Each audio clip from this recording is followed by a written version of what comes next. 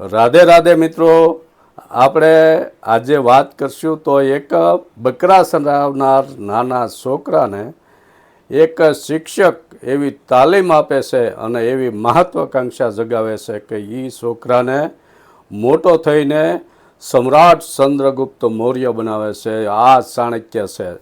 આ ચાણક્ય જ્યારે મગધ જાય છે ધનાનંદની રાજસભામાં અને ત્યારે એની સોટી પકડીને જે એનું અપમાન કરવામાં આવે છે ત્યારે ચાણક્ય કસમ ખાય છે, સોગંદ ખાય છે કે જ્યાં સુધી તને તારા રાજ્યની ગાદી ઉપરથી ઉખાડીને ફેંકી ન દઉં આખા નંદ વંશને, ત્યાં સુધી હું આ સોટીની ગાંઠ નહીં વાળું.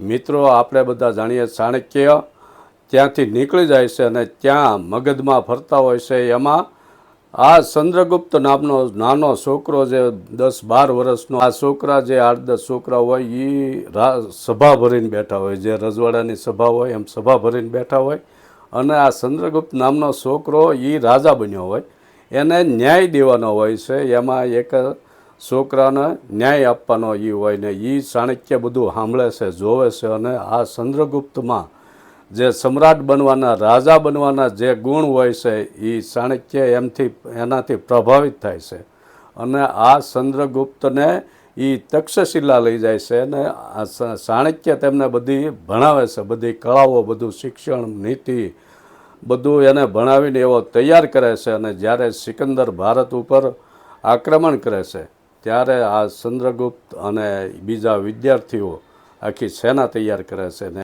ધનાનંદને હટાવવાનું આવે છે ત્યારે ચાણક્યની જે કૂટનીતિ હોય, ચાણક્ય નીતિ હોય એના હિસાબે આ ચંદ્રગુપ્ત પછી મગધનો સમ્રાટ બને છે અને મૌર્ય વંશની સ્થાપના થાય છે. આ ચાણક્યએ અર્થશાસ્ત્ર અને ચાણક્ય નીતિ નામના જે મોટા 2 ગ્રંથની રચના કરી છે એ હાલ પણ સમાજમાં એટલા જ ઉપયોગી છે જે તે સમયે હતા. મિત્રો, ચાણક્યનું એક વિધાન આજ પણ બહુ જ પ્રચલિત છે અને એ ધનાનંદને કહે છે કે ધનાનંદ, શિક્ષકને કદી નાના સાધારણ ન ગણતા, કારણ કે પ્રલય અને નિર્માણ બંને શિક્ષકની ગોદમાં ફલાય છે. આ વિધાન તેણે એ ધનાનંદની રાજસભામાં તે સમયે ધનાનંદની સામે એ બોલેલા અને એણે કરી બતાવ્યું. મિત્રો, આવી તો ચાણક્યની ઘણી બધી વાતો છે. આપણે ઘણીવાર તે વાતો કરશું. આવી નવી વાતો લઈને ફરી મળશું. રાધે રાધે.